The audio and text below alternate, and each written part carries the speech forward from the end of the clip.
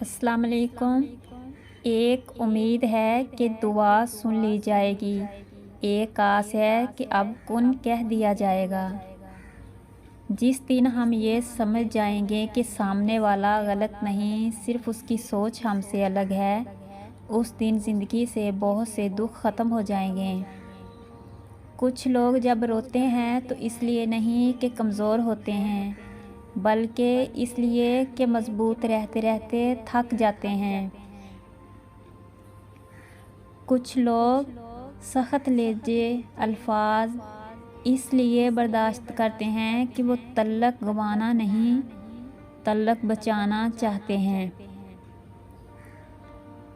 جسے اللہ نے تمہاری دعاؤں میں شامل کیا ہے، اللہ اسے تمہاری زندگی میں بھی شامل کر دے گا انشاءاللہ۔ دلوں میں فرق آ جائے تو بس اتنا یاد رکھنا، دلیلیں، واسطے اور فلسفے سب بیکار جاتے ہیں۔ صبر رکھو، ہر چیز آسان ہونے سے پہلے مشکل ہوتی ہے۔ ہمیشہ بولنا نہیں پڑتا، تمہارے آنسو بھی اللہ سے باتیں کرتے ہیں۔ تعلقات کی بنیاد احساس ہے، اور احساس ہمیشہ وہی کرتا ہے جو خود غرض نہیں ہوتا۔ پورا بھروسہ ہے میرا رب سوچ سے بڑھ کر نوازنے والا ہے۔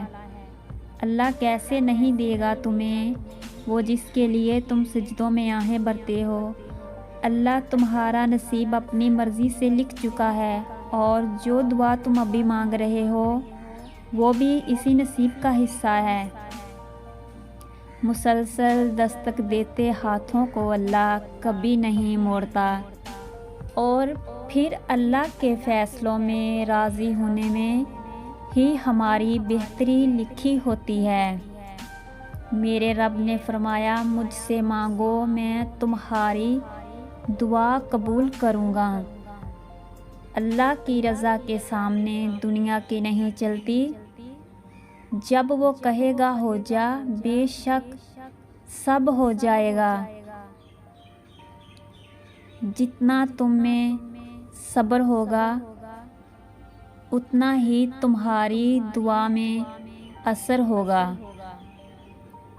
زندگی ہمیں وہ نہیں دے گی جو تم چاہتے ہو، زندگی تم کو وہ دے گی جس کے تم قابل ہو۔